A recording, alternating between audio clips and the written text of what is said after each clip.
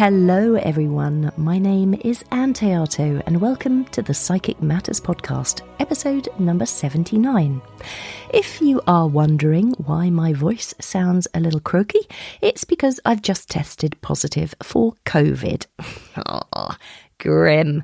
It has been such a roller coaster of a couple of weeks, so I won't tell you everything that's been going on behind the scenes because I don't want to bring you down. So let's focus on the good news. I've just come back from a week at the Arthur Findlay College, where I stayed on a week's residential course called The Demonstrating Medium. The course organiser was the wonderful Chris Drew, and he was teaching alongside Tony Stockwell and Lynn Probert. And I have learned so much about my mediumship and the importance of the presence of spirit when it's so powerful and tangible. And Chris taught us how to really feel the essence of our spirit communicator, because as a medium, we become an expression of what we are experiencing. It was such a fantastic course. I met some great people from all around the world, old friends and new, and I'm looking forward to putting everything I've learned into practice.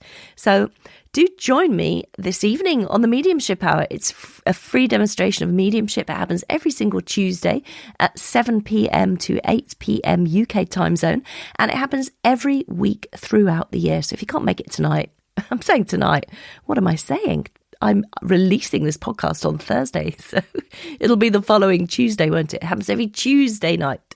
It takes place on Zoom, so anyone can join anywhere in the world. It's because I'm recording this podcast on Tuesday, you see, so for me it is happening tonight.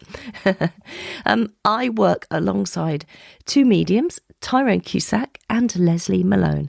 So we share the platform. I take half an hour and then one of those other mediums takes the second half hour.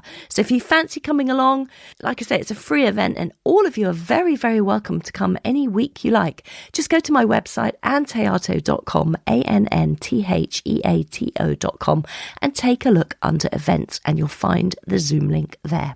In this week's podcast, I'm investigating the power of intuitive healing, and my guest, Djali Vesela, speaks to us about clairvoyance and intuition. Djali's life mission is to help others to recognise what gifts, energy and intuition can bring, and she says that feeling unwell can actually be a sign of a breakthrough we can benefit from. Having suffered the trauma of her father passing away when she was just 6 years old, Djali recognised she had unhealed trauma and for a short time sought answers in stimulants. It was only when she started meditating, studying mindfulness and energy work that her life started to make sense. Djali went on to study with the best, to learn how to help those like her to recognise the power of their intuition and energy gifts, improving mental health through energy and mindfulness tools. Settle back and relax, dear listeners, and I really hope you enjoy this episode. My guest today is calling in from the beautiful city of Prague in the Czech Republic. She is a clairvoyant master healer and a mindful energy coach and a highly skilled tutor. Djali Vesela, welcome to Psychic Matters. Thank you so much, Anne. I'm so happy to be here. Thank you for joining us today and offering to share the knowledge that you have accumulated throughout your lifetime. It's great to hear your experiences of the things that you've been through, and I'm just so thrilled that you've come to share those with our listeners today. And I know you're going to be speaking about clairvoyance and intuition and some healing work that you do and teaching people how to heal themselves. And I'm really looking forward to unfolding all that with you in their lifetime. But first of all, Djali, I'd love to ask you, how did this all begin for you, this clairvoyance, this intuition? Where did it start for you in this life? Well, as lots of people who do these kind of studies and work, it started with me being a child, but I wasn't one of those magical ones who'd be able to do things. I just knew there was something out there that was different. There was more dimensions. There were more dimensions to our living. And there was more to see, more to do than what we are doing. And I had this continuous sensation that we were torturing the body in the sense of not being aware of what everything the body is experiencing, and us not really connecting the mind and the body enough and the energy of it. So I would be watching my body kind of looking at it, and I would go like, oh, wow, you're kind of suffering, but you don't know, and I don't talk to you enough. And I felt it was this prevailing notion in our society that everybody was doing that, kind of treating the body as something not aware enough, not connected enough, and yet it should be. I didn't know how. So that was one of the notions as I was a child. And the other was me feeling and seeing beings that my mom would say that those were bad dreams or something like that.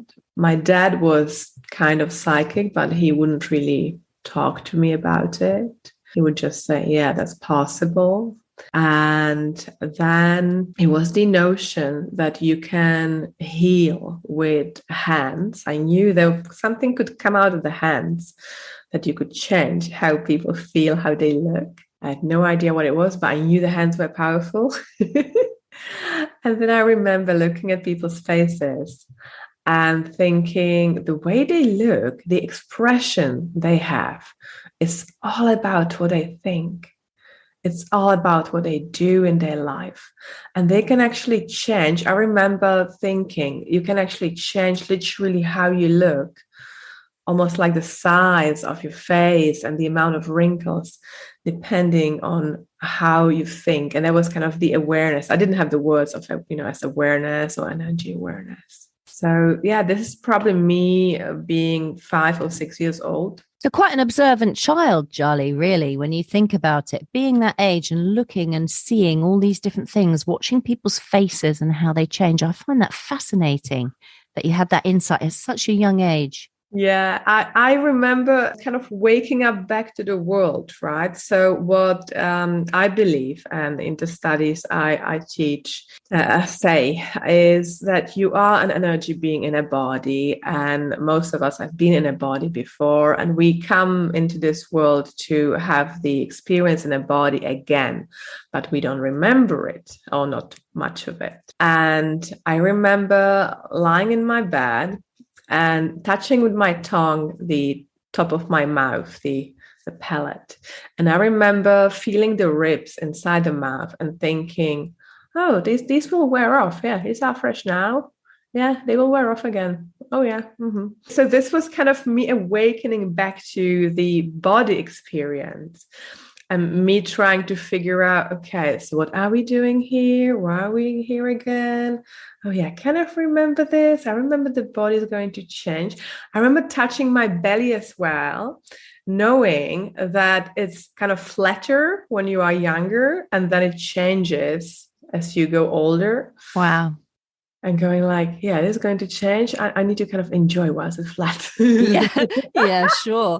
So that's amazing as well. All those insights as a child. And then you said you saw spirit beings. How did they manifest for you? What did you see? So I saw shades. I could feel kind of cloud of moving energy. I could see them move items, strangely enough, which just made me feel a bit crazy because my mom didn't acknowledge that could have happened.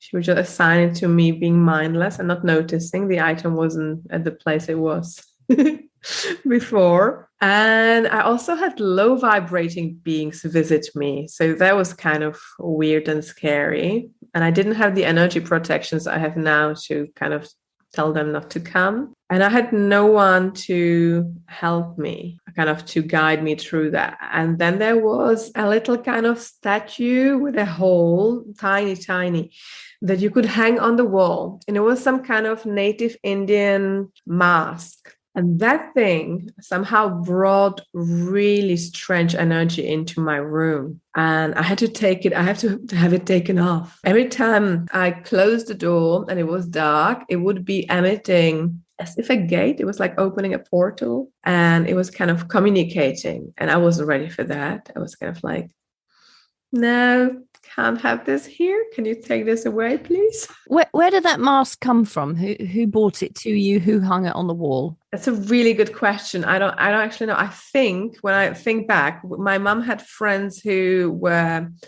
living in Australia. There were Czechs who moved to Australia. I think they gave it to us or sent it to us. Can't be sure, actually. It's really funny because I'm remembering just now that we are kind of going back to where this whole came from.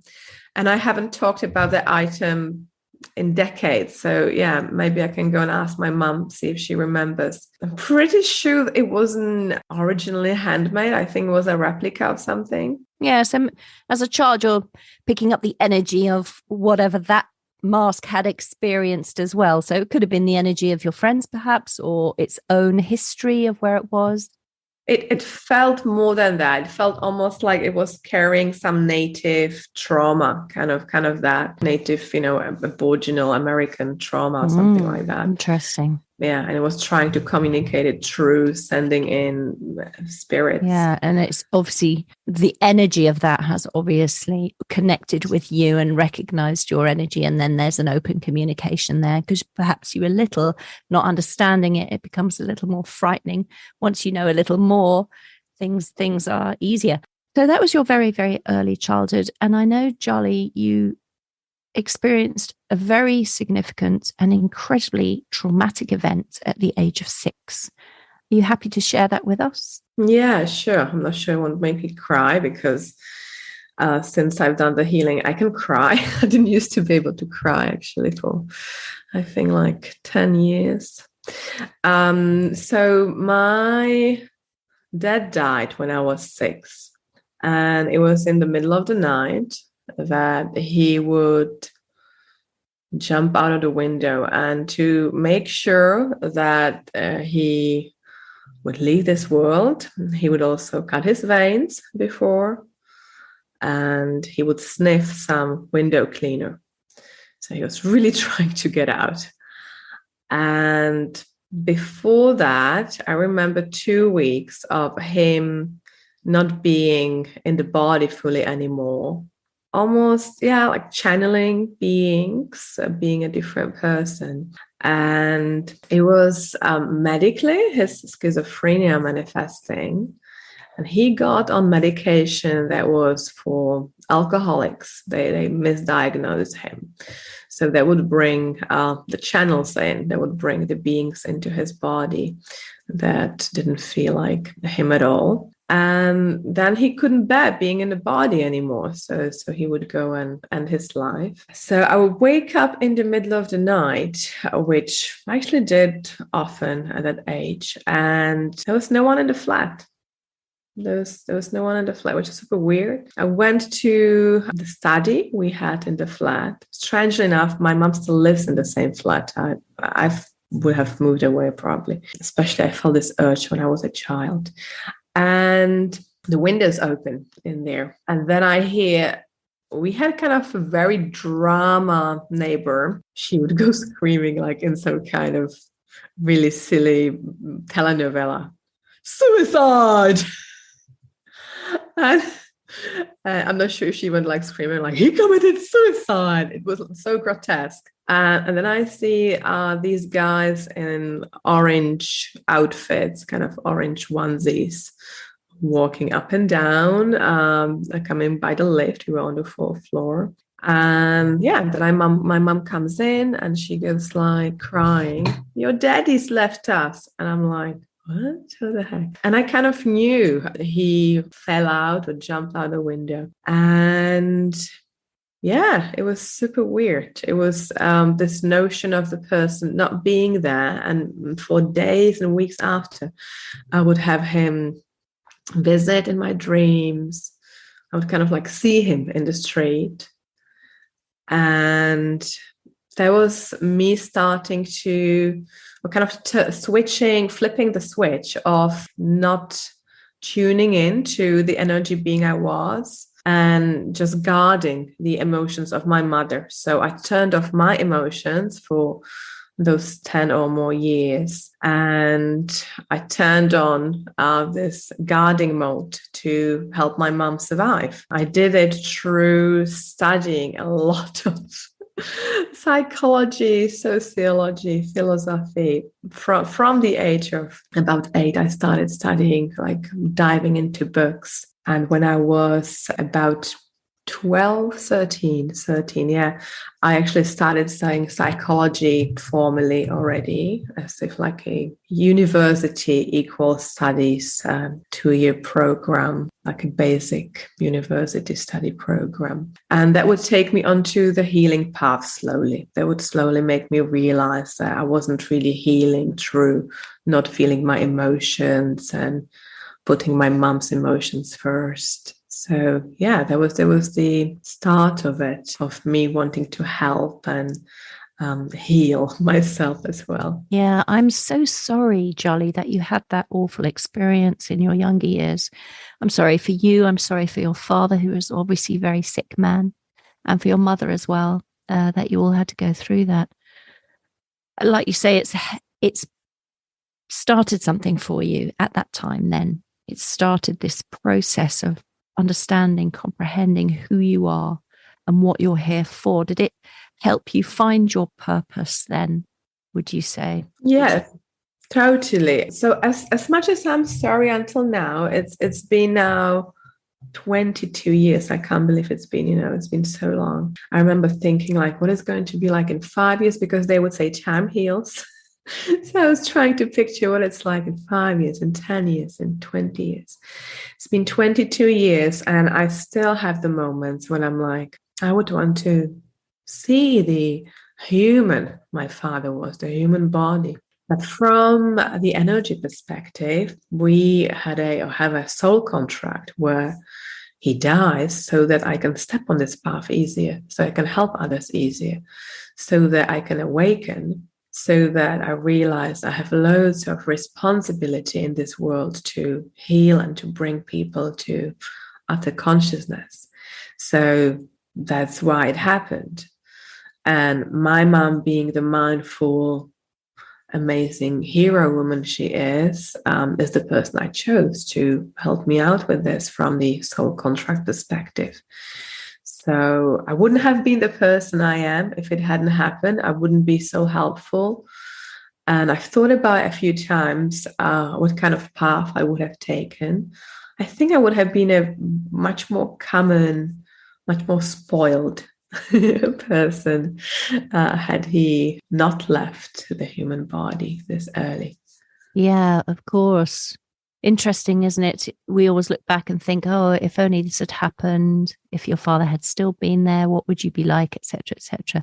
But of course, your father, his spirit lives on, and it's not in physical form, but of course he's gone nowhere other than transform and transmute.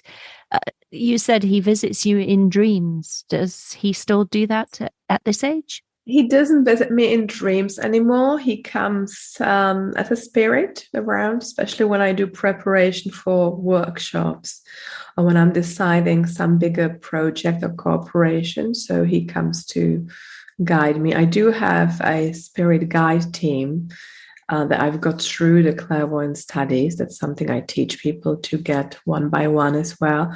But yeah, he's been around to help as well. He helps me get business contacts, and he helps me kind of see what it's on the other side like, what it's like being without a body. Absolutely amazing. It's so beautiful that your relationship continues to deepen and get strong, and you're working together. That's really, really lovely. So tell us more about the work that you're currently doing then. You are a clairvoyant master healer. Can you explain what you do there? Yeah, so I went studying psychology, mindfulness, and then pranic healing. And that was tying together until I felt like I needed something extra dimension. And these clairvoyance studies fell in my lap. And so I put whatever I had studied and had been working with, because I was doing therapies and coaching even before I became formally clairvoyant. And I put it together and I do these sessions. The most popular ones are clairvoyant coaching with healing, where I tune into the person's energy field. And energetically, I see what is out of line. I align it, but I also make them aware of what it is. And I create integration exercises to take home and to work on so that they become more aware of their energy field, so that they can keep working with whatever they need to be working. And I didn't see before because of the programming we have of not being conscious to energy, of not being conscious of where our suffering really stems from, because most of the issues people have are from suffering, from kind of assigning extra story to whatever is happening. So I help people see that, and then I create steps. And I provide healing during the sessions and healing exercises to take away. And because it's so powerful, the sessions happen just once a month when we create a package. Or I have people who also come just for 1 to 3 sessions to kind of fix something shorter term. So that's the most popular thing I do. And then I teach people how to do this in courses as well, one of which is going to start at the end of January. I'm opening the waitlist now. I need to open a waitlist first always, because I have certain capacity. I always overview the people's process one by one as well, in messages on WhatsApp or Facebook. So I have only a certain capacity I can take. And what sort of problems do people bring to the table? What sort of healing do people need? So I get 3 kind of people coming to me. The first is the usual human suffering, kind of relationships. Mainly it's relationships, and it's mental, we would call mental topics, anxiety, depression. And then I get kind of bodily issues they haven't been able to resolve through the regular medicine. So there would be often insomnia, some kind of womb issues, difficulty to conceive, pains during sex, or pains in the genitals one way or another. Often some rashes, backaches, headaches, migraines. So these would be the kind of people who haven't stepped into the energy awareness yet, and they learned about me doing the master healing and the coaching, and they resonate with me, so they come to me. The other chunk of people I get are people who want to learn what intuition is and find their happiness through becoming intuitive, being able to discover their purpose from this intuitive dimension, which I don't really know how you can do otherwise. And then the last bit is people who already work with energy and who want to learn how to do it better, how to heal better, or they want to run a business or run better. So then they come for one-on-one mentoring to me. And so how do you begin then to work with someone who is presenting with a symptom, an illness, something wrong with them? How do you start? Where do you begin? What's the process? How does that unfold? So first, I need to know how much time they're willing to put into it to see if we are going to create those integration exercises, because some people aren't really ready to work on their own, which, by the way, is not very efficient if they don't, but some people are just not. So that's what I need to find out first. Then I also need to find out if they're not stuck in some old pictures. I mean, some programs that haven't been removed and they think that's their reality, and they're trying to connect to some lower vibrations, such as the job that's not really serving them, the relationship that is somehow abusive, or an ex they want to get back with. So I kind of check for these things first to see where we stand. And then I tune into their body by overlaying their body onto mine, which is a technique I've developed. I don't teach it because not everybody is able to do that. You need to be able to set yourself to full neutrality to be able to do that. And even though I teach neutrality tools, most people still don't attain full neutrality. So I set their body overlaid over mine and feel how they feel.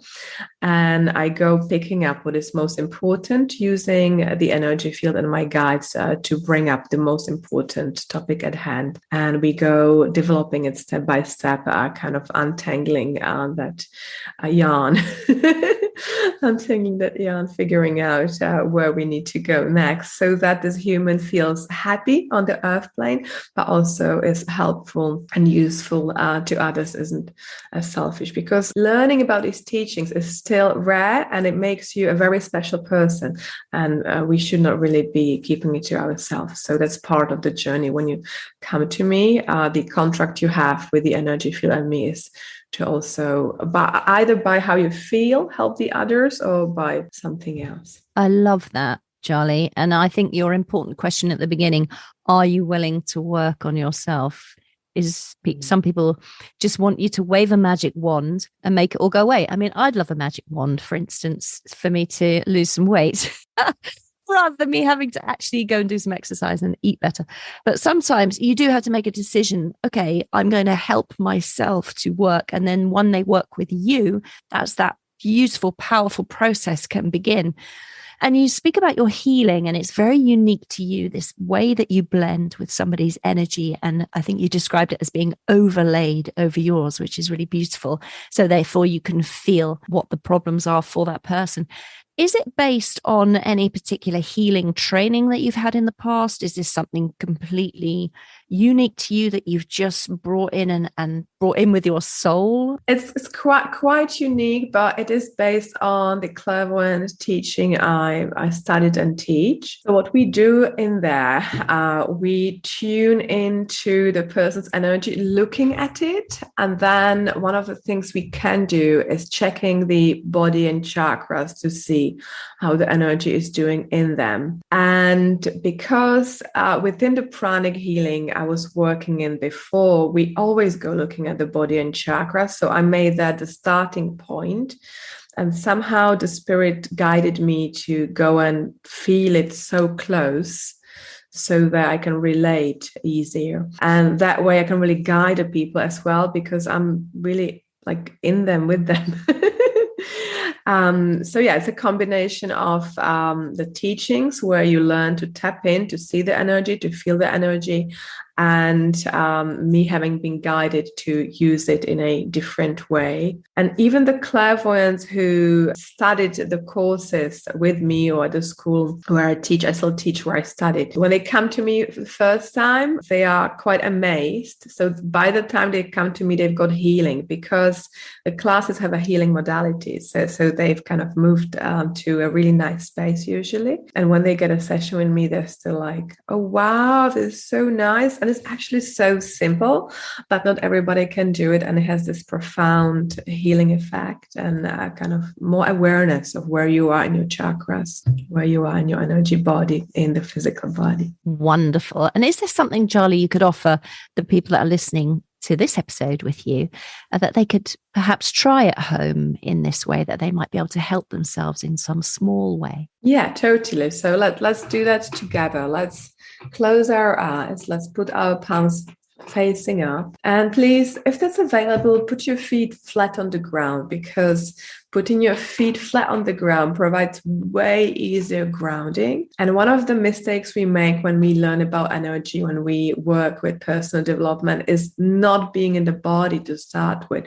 So we need to be for years in the body first to be able to step out from the body. So we want to feel the grounding in the feet, please. Let's feel our buttocks as well being pulled by the gravity to the earth. There we go.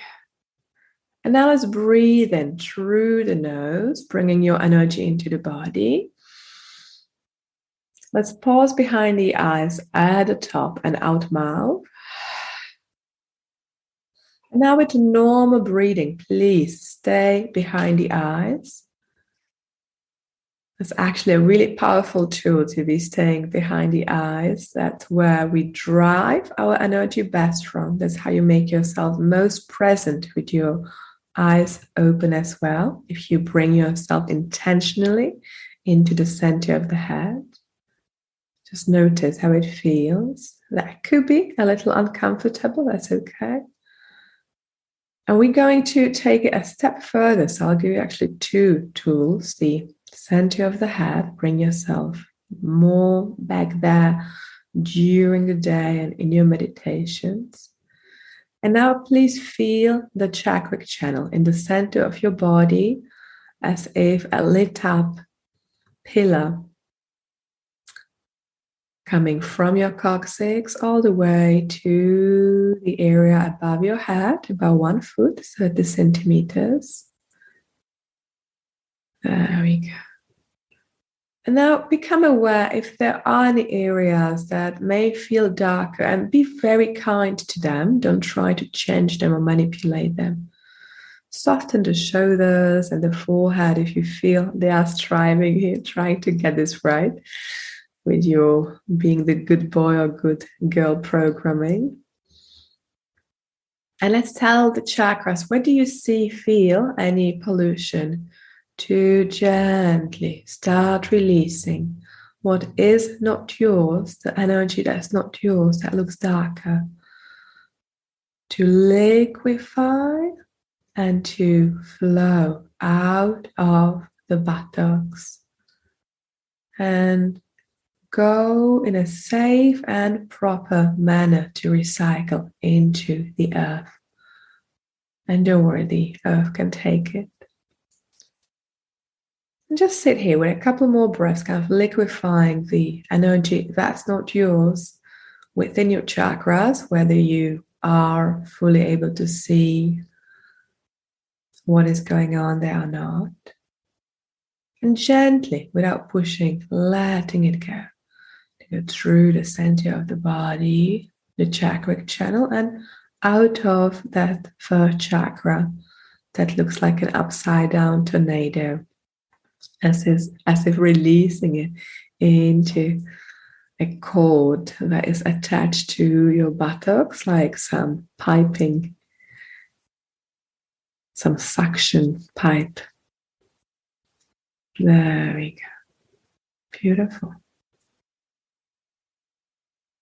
Well, you can just add this to your daily meditation before or after. And whenever you're ready, you can very gently first move the fingers and toes, acknowledging that you are in a body. Please do this every time, but it just isn't enough gratitude for us being in the body. It's a golden ticket that very few beings get. And then very gently open your eyes. And again, please do this always. Appreciate the room you are in. Appreciate whatever is in there. It is all a miracle that someone could put these items together and create walls of them or furniture, whatever you see, having come all the way to you. And then appreciate the body you're in, whatever you see, if it's your hands, your legs, an amazing container that holds you for many, many years, being able to have the sensations you can't get outside the body.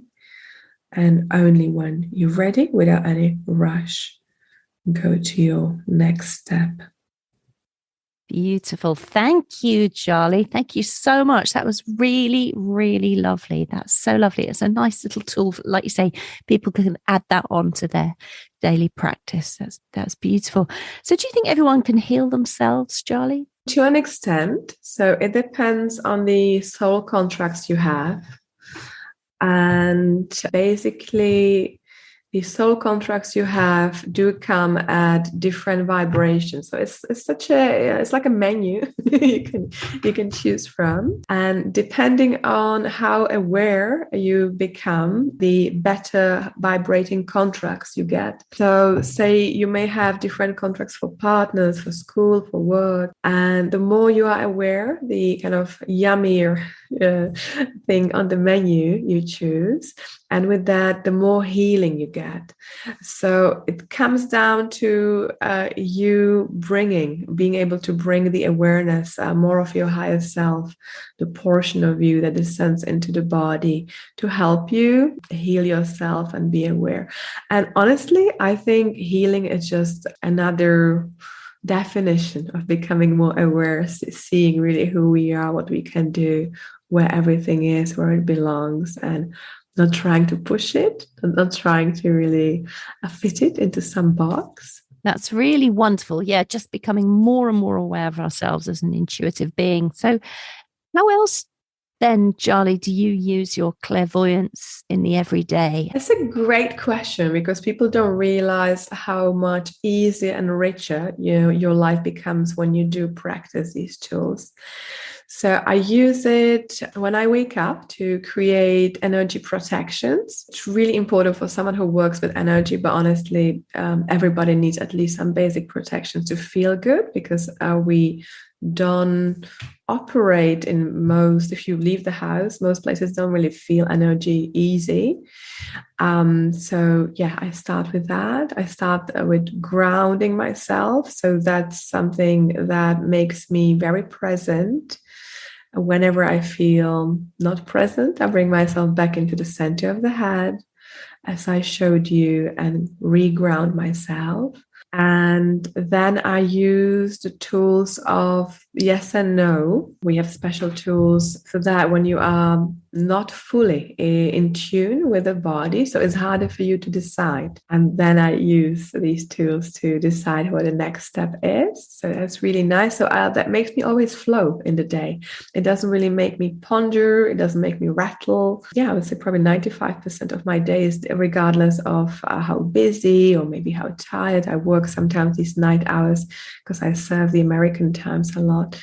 How tired I may be, I actually feel present and happy, and it's really nice. So yeah, did I answer your question? How I use it in my daily That's life? beautiful. You walk basically one foot in your spirit self and one foot in your human. Yes. I'm always aware of the spirit self. And I always make the effort to come back into the human, because we have the tendency not to be in the human, because it can be not fun. But it is fun when you come to the terms of what it is, that, it's a sleepy human, and it can be a painful human. It can be an angry human. It can have the emotions. Yeah, exactly. And do you do clairvoyant readings, Djali? Yeah, I do. So they are part of the coaching sessions. I do readings within. There's always a place where I ask if they have questions. But the more in tune they are with their awareness, the fewer questions they are, because they kind of know the answers. They just need extra healing. And then I do separate clairvoyant readings for those who are not ready for the process of self-healing, that I would give them with the integration exercises. So every now and then I get someone just wanting a reading on perhaps their work or their relationship. Yes, I do those as well. But yeah, I enjoy incorporating it, because I don't want you to think that I am just the guide and you're not able to do anything. Yeah. I want you to get those eyes too. Yeah, that's beautiful. I'm not surprised you're tired, because on your website you offer so many different forms of reading and workshops. Maybe you could just let everybody know the types of things that you offer on your website, and then actually what your website is, so we can look you up and we can come to you for readings and advice. Yeah, so you can find me. I think the easiest thing is my Linktree aggregate link. So there is a link with linktr at the end, .ee/Djali Solutions. And Djali is like DJ Ali, solutions together. So there is linktr.ee/Djali Solutions, DJ Ali Solutions. And I do for the one-on-ones 3 main things. So it's the energy coaching with healing, which is the best thing you can do for yourself, whether you are ready to do the longer journey, that's usually 5-10 sessions, or you just want 2 or 3 to kind of figure out your direction. Then I have the clairvoyant readings that are a little shorter. They are just 45 minutes. And then I have just healing healing sessions. So they are 40 minutes, and those are for people who especially have physical issues and they just want the healing.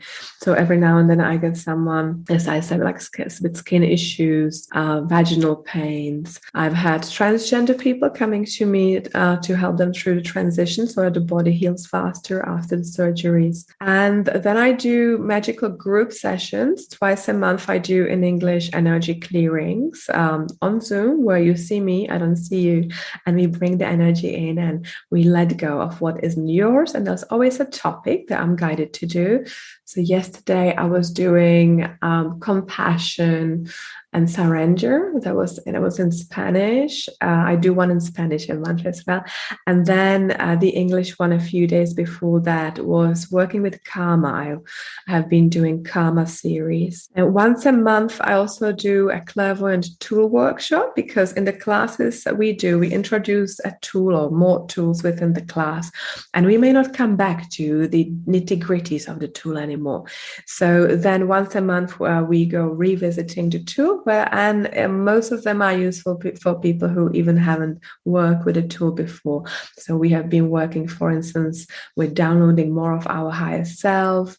We have been working with protections, energy protections, so topics like that. And these are actually quite low price as well, so that the people who are taking the courses as well, and maybe sessions with me, can afford it. And then I do the course. So a few times a year, I do a 4-week course. There is level 1 and level 2, where you learn how to work with energy with yourself. You will learn how to self-heal and how to help others if you want to. You can use the healing of others modality or not. And then in the second level, you learn to read energy, and you already start peeking into the whole world of astral energy and contracts. You don't really learn how to read contracts just yet. There's going to be level 3, but you become aware of them, and you become aware of a variety of tools we have as energy beings in body. You get real upper hand in the human world, knowing where you come from and what everything you can do with energy. You can manifest loads of things and feel super yummy. You know, it's so beautiful listening to you talk, because I can see you as that young girl of 5, 6, lying in your bed, knowing that your energy, knowing that you're not this human being. And now, even now, all these years later, you speak with such excitement and wonder at being a human being. It's kind of strange, right? And teaching people how to use that energy that's innate within them. I think it's beautiful, Djali. Yeah. Yeah, I'll help you awaken back to who you are and make real use of it. Milk it. Yeah, it's really great. And you said, of course, that you do offer classes in Spanish. Do you speak Czech as well, and English? Yeah. Any other languages? Yeah. I mean, wow. Yeah, I speak Dutch. Yeah, I could do this in Dutch. I speak German. I would have to train to do this in German. But that's incredible. So you can offer in all these different languages: Czech, Spanish, Dutch, maybe German. Yeah. Slowly. Yeah, I could. And English. I could if I wanted. Yeah, that's amazing. That's really, really beautiful. Fantastic. Good for you. That's really impressive. So your link and your workshops can be picked up on your link tree, linktr.ee/Djali Solutions, which is DJALI Solutions. And of course, that link will be put into the show notes for this episode, and people can find you from my website. They'll go directly to you, and they can pick up all the information on the courses and the readings that you do. And there's a freebie. There's a freebie in there that you can use. So something like we did here. So that is another exercise you can put into your daily practice to feel more present and happy. Oh, fantastic. So go visit Djali's website, everybody, and pick up that freebie, and do take a look at all the things that she's offering. And Djali, just say again, because I know you mentioned already that this course is coming out in January. So just remind us of that. Yeah, so the course is coming out on January 28th. It's on Saturdays. I do this on Saturdays because I have people from various time zones, so that everybody is awake during the time that we do the course. It's a little tricky with Australians, but yeah, I think we fit. And the course is 4 weeks. It's 4 Saturdays of 120 minutes. It's $250 only, so that even the less privileged people could do it. And if you are less privileged, I can put it into installments as well. And you learn how to tune into intuition. You get a practice for every day to work with energy, to do tuning in, little self-healing process. You get a spirit guide to work with, which is a magical thing because the spirit guide has really high vibration and healing properties you can plug into. And then you learn a healing process that you are using during the course and then for 40 days after. And that's kind of aligning your old traumas, the physical issues you may have, your sleep, maybe your weight, and then you can decide if you want to use it to heal others, or if you just want to use it for yourself for now and maybe you heal others later. So that is the first level. That is starting in January, 4 Saturdays, 120 minutes every time class, and $250 that you can pay in installments if you need to. Amazing. And again, I'll put that link in the show notes as well so people can pick that up. And what sort of results are people getting from these sessions with you, Djali? They are just so much more vibrant and happy. It's insane. I get almost every day, I get messages from people who work with me going, oh my God, Djali, the energy clearing I did, I slept so well. Often the people who are doing the course, they get like bigger things, or those who are doing the package one-on-ones, they get like, oh my God, money started flowing into my account. My sex life is better with my husband. So I take screenshots of these messages and put them into my Instagram stories because they're just incredible. It's insane. They lose weight sometimes if they need to, if they're aligned to that. So that's like, is it possible I'm losing weight? I had been trying before, but it didn't work. Now all of a sudden I'm losing weight and I needed to. They're overall more happy with who they are. Oh yeah, and there's one thing I really love. They go reconnecting often with their parents they had fallen out with earlier. They may not have been talking to at all or had really bad relationships, kind of like, don't want to see my parents. And then they go like, oh, I can actually go and see them, up to a point. They go on holidays with them and they kind of spend a few more days. You know, it's not just in and out. Let's do this Christmas dinner. And they go appreciating the teachings their parents have for them, even if they are someone human-wise they don't really approve of. Oh, that is amazing. That's such a beautiful thing to do, to heal our relationships with people, and so important just to move that energy along. That's wonderful, Djali. Congratulations on all of this. You also mentioned your Instagram account. So where can people find you on Instagram, and are you on any other social media platform? So I'm on Instagram a lot under Djali Solutions. So that's Djali Solutions. And feel free to message me. I love having new followers say hi and check what the topic is right now. If they have some kind of intuitive question, then I do answer that as well. Don't make it too long because there will be a session. And then on Instagram, I do lives and I put knowledge there. I put something every day. And then if you are not an Instagram person, you can find me on Facebook under Djali Vesela. So that's Djali, Djali, and my surname Vesela. That's V for Victor, E for Echo, S for Sugar, E for Echo, L for Lima, and A for Apple. Djali Vesela. You can friend me on Facebook if you want. And I just started my TikTok account. So if you want to see what I'm going to put there, I can be very funny. So I think I should definitely capitalize on that. And I just put a few videos, but there's definitely going to be more soon. And at some point I will be on YouTube because I have lots of knowledge to share. But yeah, I will not share the account here because there's almost nothing there. Yeah, we'll wait till that grows a little, but that's wonderful. Congratulations on being present on all those platforms as well. And, you know, the spirit is always joyful and playful. So it's wonderful that you've got that lovely sense of humor as well. Djali, just want to say thank you so much for coming on to Psychic Matters and talking to us today. It's been absolutely beautiful talking to you. Thank you very, very much. Thank you so much. And you are such a pleasure to talk to. You're such a good host. Your voice is so amazing. And the show is just a pleasure to listen to. Thank you so much, Djali Vesela. Thank you. Djali Vesela there, everyone. What wonderful work she is doing out there in the world.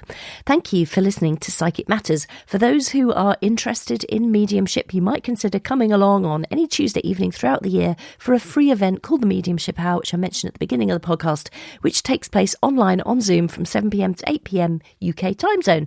If you would like to join us, details are under the events tab on my website. I work with one other medium each week, either Leslie Malone or Tyrone Cusack, and sometimes we have surprise guests too, and we work for 1 hour to bring through messages of love and guidance from your loved ones in the spirit realms. We would love to see you there. Once again, if you want to pick up details for that event, the Zoom link, etc., go to my website, anntheato.com, and click on the events tab. Show notes are available for this episode and every episode for that matter. Just go to the podcast tab and click on the appropriate podcast page where you will find a full transcript and all the resources that have been mentioned, and there will be links there which will take you directly to Djali's website and social media platforms. Have a fabulous couple of weeks, everyone. Don't forget what Djali says, that your life will become much easier and richer if you too begin to practice using your intuitive awareness and tune into it on a daily basis. My name is Ann Théato, and thank you for listening to Psychic Matters.